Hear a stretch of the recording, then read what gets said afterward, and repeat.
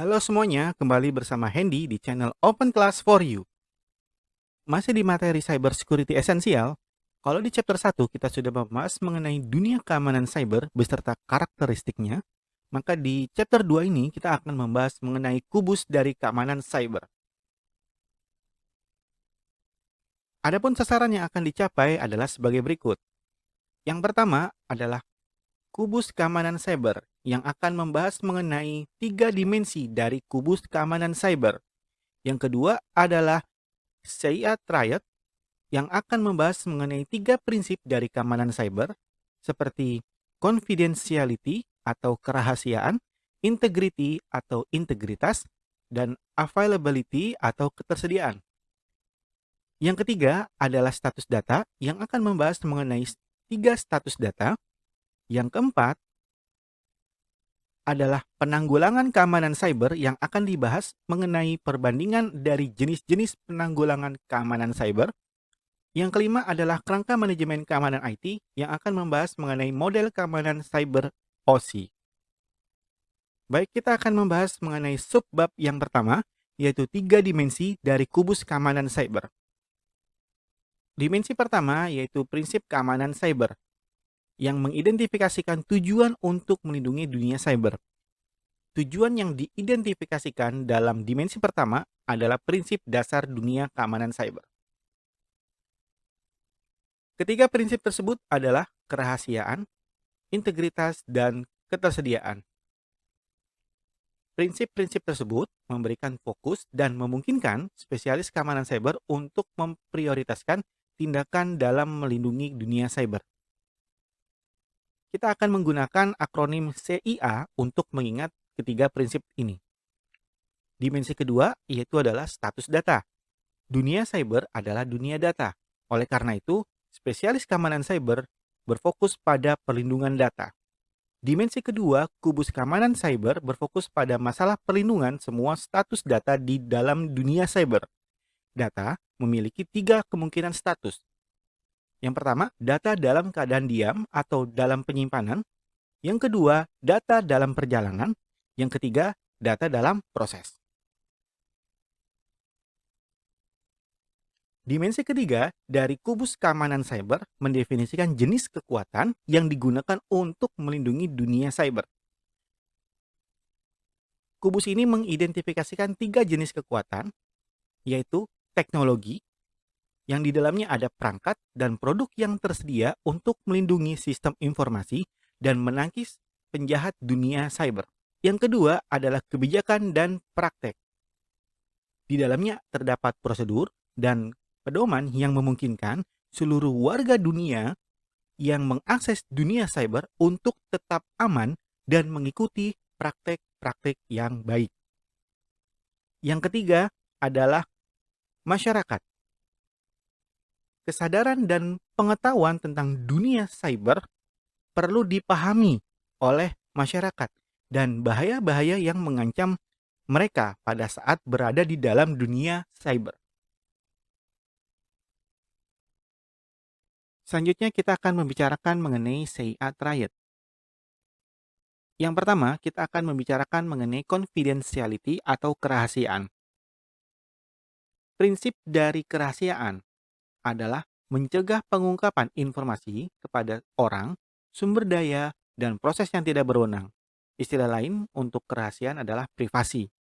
Organisasi perlu melatih karyawannya tentang praktek terbaik dalam menjaga informasi sensitif untuk melindungi diri mereka sendiri dan organisasi dari serangan. Metode yang digunakan untuk memastikan kerahasiaan adalah enkripsi data, autentikasi, dan kontrol akses.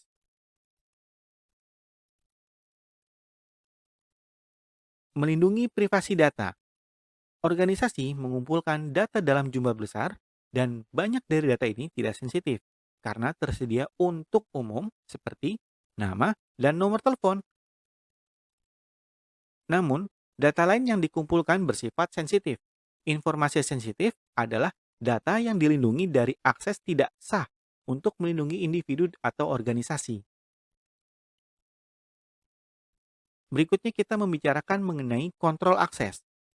Kontrol akses ini menentukan sejumlah skema perlindungan yang mencegah akses tidak sah ke komputer, jaringan, database, atau sumber daya lain.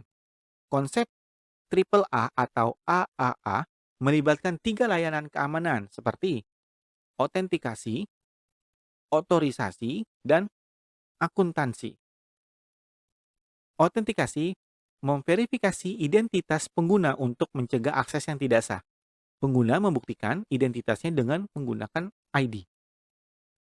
Otorisasi menentukan sumber daya mana yang dapat diakses pengguna bersama dengan operasi yang dapat dilakukan pengguna. Otorisasi juga dapat mengontrol kapan pengguna memiliki akses ke sumber daya tertentu. Sedangkan akuntansi melacak apa yang dilakukan oleh pengguna, termasuk apa yang mereka akses, jumlah waktu mereka pada saat mengakses sumber daya, dan perubahan apa yang mereka buat. Kerahasiaan dan privasi tampaknya dapat dipertukarkan, tetapi dari sudut pandang hukum, keduanya memiliki arti yang berbeda. Sebagian besar data bersifat rahasia, tetapi tidak semua data rahasia bersifat pribadi. Akses ke informasi rahasia terjadi setelah mengkonfirmasi otorisasi yang tepat.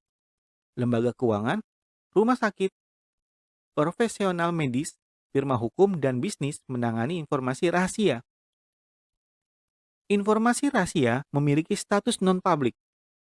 Menjaga kerahasiaan lebih merupakan tugas yang etis. Privasi adalah penggunaan data yang sesuai. Ketika organisasi mengumpulkan informasi yang diberikan oleh pelanggan atau karyawan, mereka hanya boleh menggunakan data itu untuk tujuan yang dimaksud. Berikutnya adalah integrity atau integritas. Prinsip dari integritas data adalah keakuratan, konsistensi, dan kepercayaan data selama siklus hidupnya. Istilah lain untuk integritas adalah kualitas. Metode yang digunakan untuk memastikan integritas data adalah hashing, pemeriksaan validasi data, pemeriksaan konsistensi data, dan kontrol akses. Kebutuhan integritas data. Kebutuhan ini dapat bervariasi berdasarkan bagaimana organisasi menggunakan data. Sebagai contoh misalnya Facebook. Facebook tidak akan melakukan verifikasi data yang diposting oleh pengguna di profil mereka. Sedangkan bank atau organisasi keuangan lebih mementingkan integritas data daripada Facebook. Transaksi dan akun pelanggan harus akurat. Melindungi integritas data merupakan tantangan yang konstan bagi sebagian besar organisasi.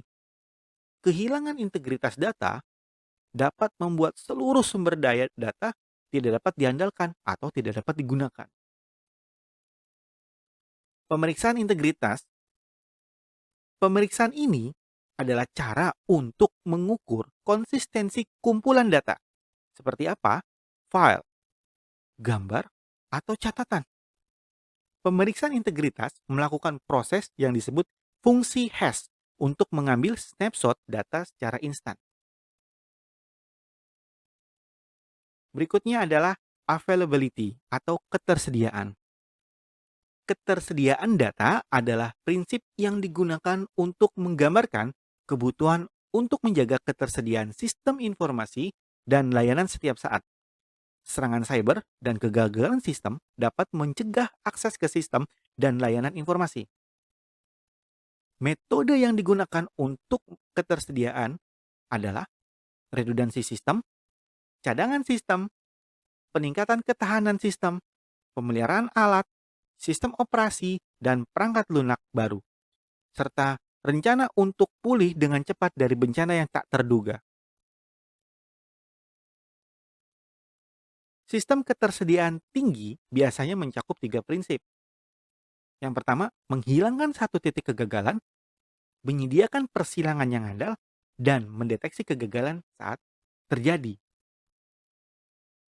Organisasi dapat memastikan ketersediaan dengan menerapkan prinsip berikut.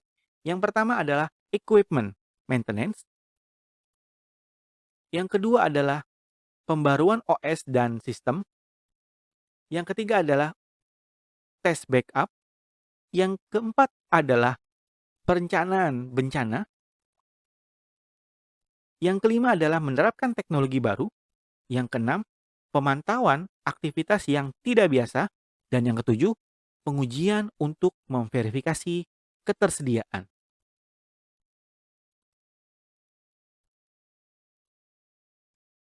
Berikutnya adalah mengenai status dari data. Data diam berarti jenis perangkat penyimpanan menyimpan data saat tidak ada pengguna atau proses yang menggunakannya. Perangkat penyimpanan dapat bersifat lokal, yaitu pada perangkat komputasi atau terpusat pada jaringan. Sejumlah opsi tersedia untuk menyimpan data. Direct Attached Storage merupakan penyimpanan yang terhubung ke komputer.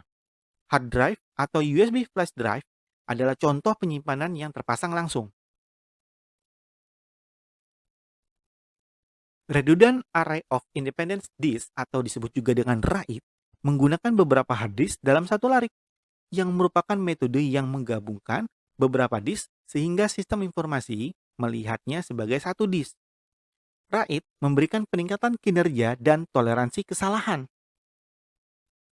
Network Attached Storage atau disebut juga dengan NAS adalah perangkat penyimpanan yang terhubung ke jaringan yang memungkinkan penyimpanan dan pengambilan data dari lokasi terpusat oleh pengguna jaringan yang berwenang. Perangkat NAS lebih fleksibel dan dapat diskalakan, artinya administrator dapat meningkatkan kapasitasnya sesuai dengan kebutuhan. Storage Area Network adalah sistem penyimpanan berbasis jaringan. Sistem ini terhubung ke jaringan menggunakan antarmuka berkecepatan tinggi yang memungkinkan peningkatan kinerja dan kemampuan untuk menghubungkan beberapa server ke repositori penyimpanan disk terpusat. Berikutnya kita akan membicarakan data dalam perjalanan. Transmisi data melibatkan pengiriman informasi dari satu perangkat ke perangkat lain. Ada banyak metode untuk mengirimkan informasi antar perangkat, yaitu sneakernet, yaitu menggunakan media yang dapat dipindahkan untuk memindahkan data secara fisik dari satu komputer ke komputer lain. Wired network, menggunakan kabel untuk mengirimkan data. Wireless network, menggunakan gelombang udara untuk mengirimkan data. Perlindungan data yang dikirimkan adalah salah satu pekerjaan yang paling menantang dari seorang profesional keamanan cyber. Tantangan terbesarnya adalah yang pertama, melindungi kerahasiaan data. Penjahat dunia cyber dapat menangkap, menyimpan, dan mencuri data saat transit. Yang kedua adalah melindungi integritas data. Penjahat dunia cyber dapat mencegat dan mengubah data saat transit. Yang ketiga, melindungi ketersediaan data. Penjahat dunia cyber dapat menggunakan perangkat jahat atau tidak sah untuk mengganggu ketersediaan data. Yang berikutnya kita akan membicarakan mengenai data dalam proses.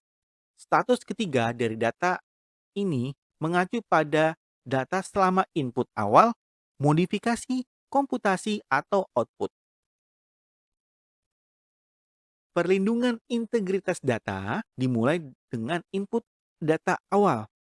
Organisasi menggunakan beberapa metode untuk mengumpulkan data seperti entry data manual, scanning form, upload file, dan data yang dikumpulkan dari sensor. Masing-masing metode ini menimbulkan potensi ancaman terhadap integritas data. Modifikasi data mengacu pada setiap perubahan pada data asli, seperti pengguna menggunakan data secara manual, program memproses data dan mengubah data, atau peralatan yang gagal sehingga data termodifikasi. Proses seperti encoding, decoding, kompresi, dekompresi, dan enkripsi maupun dekripsi adalah contoh modifikasi data. Kode berbahaya juga menyebabkan kerusakan data.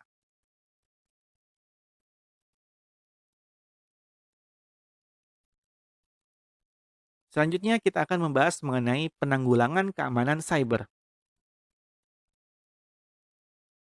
Yang pertama kita akan membicarakan terkait dengan teknologi. Pengamanan teknologi berbasis software ini merupakan perlindungan perangkat lunak, program, dan layanan yang melindungi sistem operasi, database, dan layanan lain yang beroperasi di workstation, perangkat portable, dan server. Ada beberapa teknologi berbasis perangkat lunak yang digunakan untuk melindungi aset organisasi. Yang berikutnya adalah pengamanan teknologi berbasis perangkat keras. Teknologi berbasis perangkat keras adalah peralatan yang dipasang di dalam jaringan. Seperti apa? Satu, perangkat firewall. Dua, sistem deteksi intrusi. Tiga, sistem pencegahan intrusi. Dan keempat adalah sistem pemfilteran konten.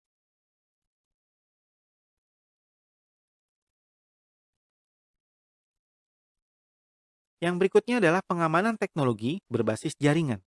Penanggulangan teknologi juga dapat mencakup teknologi berbasis jaringan. Jaringan VPN merupakan jaringan yang aman menggunakan jaringan publik, seperti internet.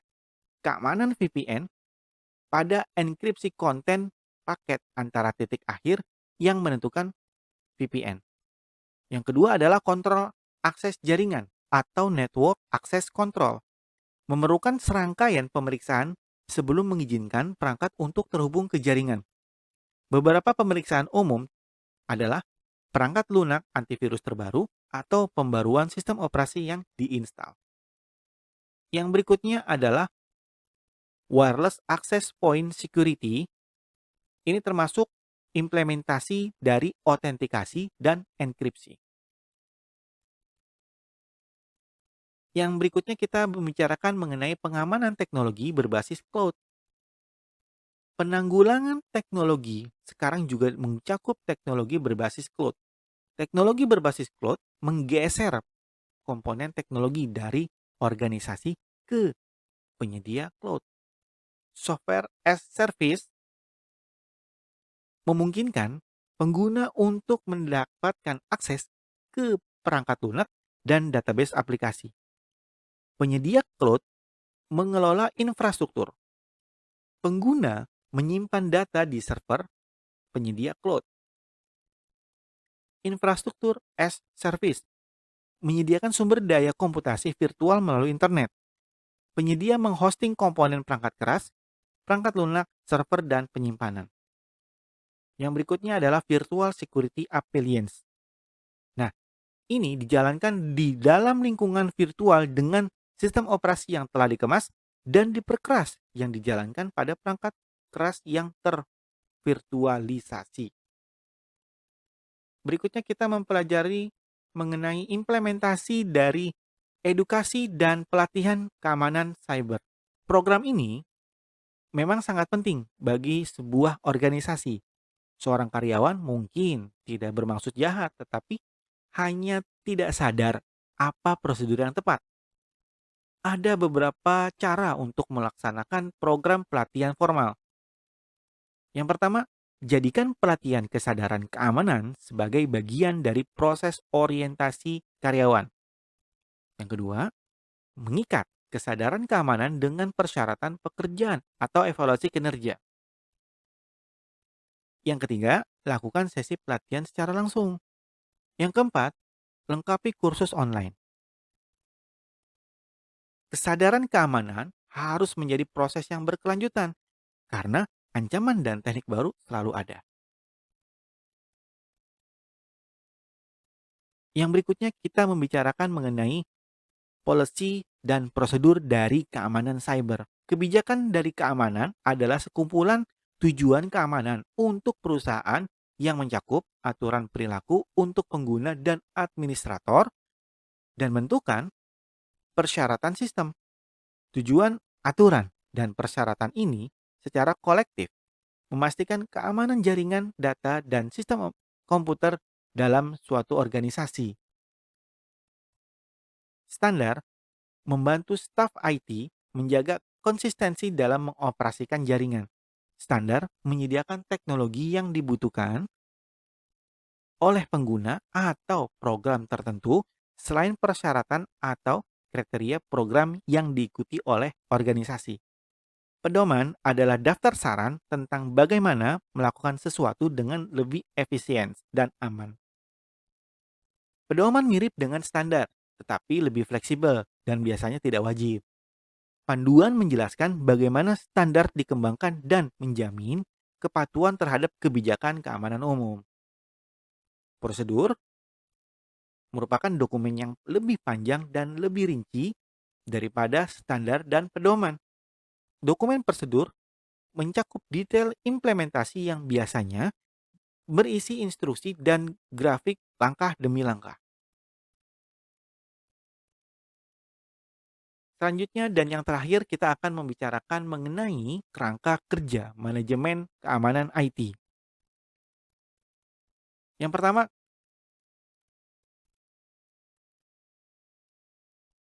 kita akan membicarakan mengenai ISO model. Profesional keamanan perlu mengamankan informasi dari ujung ke ujung dalam organisasi. Dan ini adalah tugas yang monumental dan tidak akan masuk akal mengharapkan satu individu memiliki semua pengetahuan yang diperlukan. Oleh karena itu, International Organization for Standardization atau ISO slash International Electronical Commission atau IEC mengembangkan kerangka kerja yang komprehensif untuk memandu manajemen keamanan informasi. Model keamanan cyber ISO bagi para profesional keamanan cyber ini sama dengan model jaringan OSI bagi para insinyur jaringan. Model keamanan cyber ISO bagi para profesional keamanan cyber sama dengan model jaringan OSI bagi para engineer di jaringan. Keduanya memberikan kerangka kerja untuk memahami dan mendekati tugas-tugas yang kompleks. ISO slash IEC 27000 adalah standar keamanan informasi yang diterbitkan pada tahun 2005 yang direvisi pada tahun 2013. ISO menerbitkan standar ISO 27000. Meskipun standar tidak Meskipun standar ini tidak wajib, sebagian besar organisasi menggunakan standar ini sebagai kerangka kerja de facto untuk mengimplementasikan keamanan informasi. Meskipun standar ini tidak wajib, bagi sebagian besar organisasi menggunakannya sebagai kerangka kerja de facto untuk mengimplementasikan keamanan informasi. Status yang pertama adalah data diam. Data yang disimpan mengacu pada data diam. ISO 27000 adalah kerangka kerja universal untuk setiap organisasi. Untuk menggunakan kerangka kerja secara efektif, organisasi harus mempersempit domain, tujuan pengendalian, dan pengendalian mana yang berlaku untuk lingkungannya dan operasinya.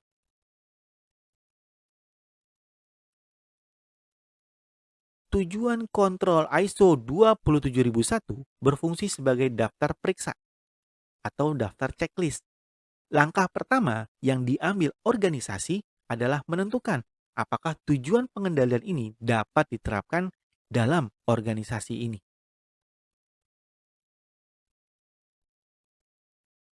Langkah pertama yang diambil organisasi adalah menentukan apakah tujuan pengendalian ini dapat diterapkan ke organisasi. Sekarang kita akan membicarakan mengenai model keamanan ISO. Sekarang kita akan membicarakan mengenai model keamanan cyber ISO dan status data. Grup yang berbeda dalam suatu organisasi mungkin bertanggung jawab atas data pada masing-masing bagiannya. Sebagai contoh, grup keamanan jaringan bertanggung jawab atas data selama transmisi. Developer dan data entry bertanggung jawab atas data selama pemrosesan. Spesialis dukungan perangkat keras dan server bertanggung jawab atas data yang disimpan. Kontrol ISO secara khusus menangani tujuan keamanan untuk data di masing-masing dari 3 status.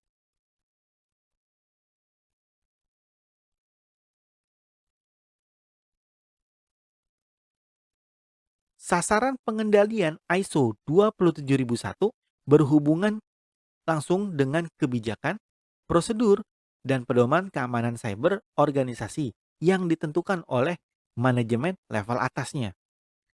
Kontrol ISO 27002 memberikan arahan teknis. Sebagai contoh, manajemen level atas menerapkan kebijakan yang menetapkan perlindungan semua data yang termasuk. Kontrol ISO 27002 memberikan arahan teknis. Sebagai contoh, manajemen level atas menetapkan kebijakan yang menetapkan perlindungan semua data yang masuk atau keluar dari organisasi. Menerapkan teknologi untuk memenuhi tujuan kebijakan tidak akan melibatkan manajemen atas atau manajemen level atas. Menerapkan teknologi untuk memenuhi tujuan kebijakan tidak akan melibatkan manajemen level atas. Tanggung jawab profesional IT untuk menerapkan dan mengkonfigurasi peralatan yang digunakan untuk memenuhi arahan kebijakan yang ditetapkan. Tanggung jawab profesional IT untuk menerapkan dan mengkonfigurasi peralatan yang digunakan untuk memenuhi arah kebijakan yang ditetapkan oleh manajemen level atas dengan benar. Demikian materi dari Kubus Keamanan Cyber. Terima kasih. Jangan lupa untuk like dan subscribe channel ini agar channel ini dapat terus sharing ilmu-ilmu yang bermanfaat bagi teman-teman semua. Salam.